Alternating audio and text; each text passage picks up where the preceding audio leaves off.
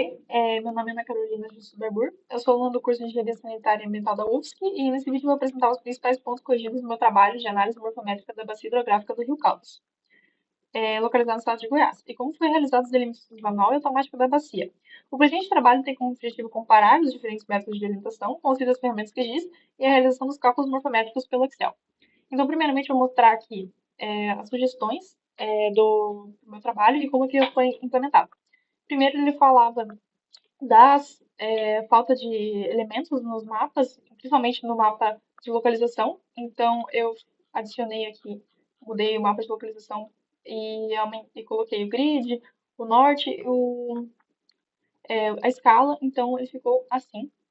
Ele também falava do título Materiais e Métodos, que era o item 2.2. Então, eu mudei para base de dados utilizados, já que ele falava como que eu consegui os dados, né, através do Topodata e do HydroSheds. Então, foi modificado. O segundo tópico foi sobre a falta de mapas, principalmente das ordens dos rios e da delimitação. Então, eu coloquei os mapas aqui da delimitação automática, da delimitação manual. Eu senti a necessidade de pôr um mapa comparando os dois, mais afins de didáticos, para ver como ele é mais imperfeito. Também adicionei aqui os mapas das ordens, né, as ordens de Staller da bacia automática e da bacia manual, aqui das mesmas cores, para facilitar a comparação. Ele também citou os limiares, que foram apenas citados, mas não foram mostrados no trabalho, né? Então, eu coloquei aqui o 5.500 em rosa, o 5.000 em verde e o 4.500 em amarelo, e também senti a necessidade de uma sobreposição aqui entre eles para a fim de melhor comparação. Então eu escolhi o de 5.500 porque ele era mais próximo do Hydro Rivers para os cálculos não ficarem muito discrepantes. Ele também citava do rio principal, que para melhorar a imagem e melhorar os intervalos, então eu coloquei os mesmos intervalos da manual e da automática, coloquei da altitude também, coloquei o título dos eixos, né? Então aqui deu até para perceber que o 80.000 ficou bem. O comprimento do rio principal da automática teve mais do que 80.000 e a manual não. Então, além da manual ser bem mais suave, né? O que pode indicar uma falta de dados.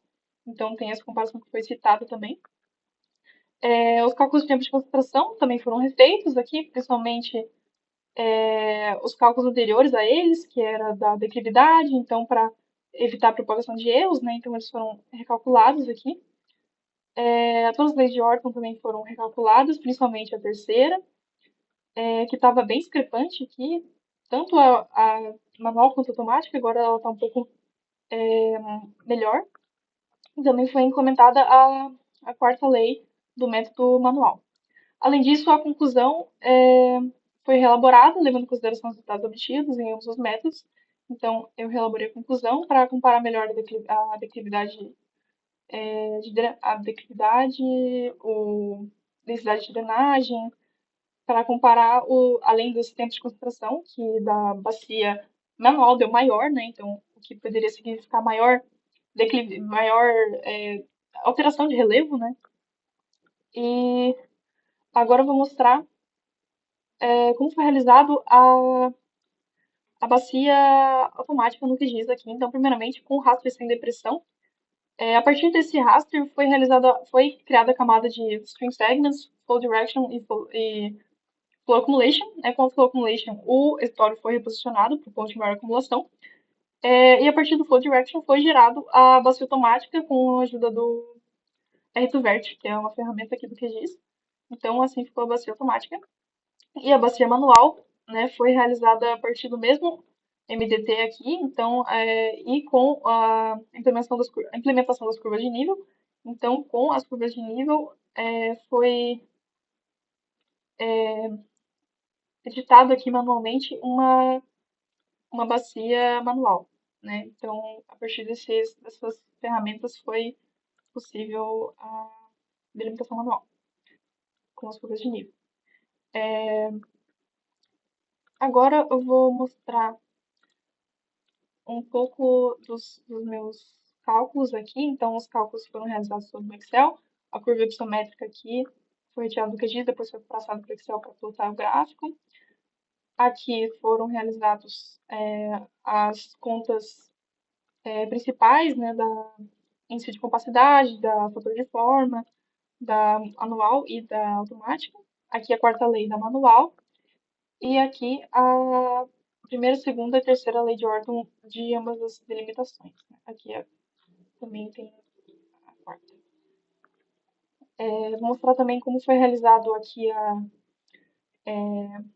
os, os mapas temáticos, né? Então, foi adicionado o grid, a legenda, a escala e o norte. Então, os mapas temáticos foram todos com essa mesma ferramenta do QGIS.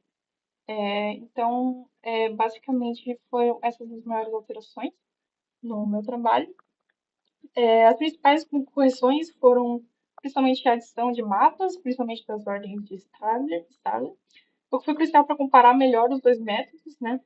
E também recalcular os parâmetros relacionados aos rios, principalmente o perfil e os tempos de concentração, porque havia muitos métodos na minha hidrografia, tanto manual quanto automática, porque tinha muitas imperfeições, quadrados, gerados pelos stream segments, né? Ou também até do River Rivers. Então, depois elas foram excluídas e os gráficos ficaram bem melhores.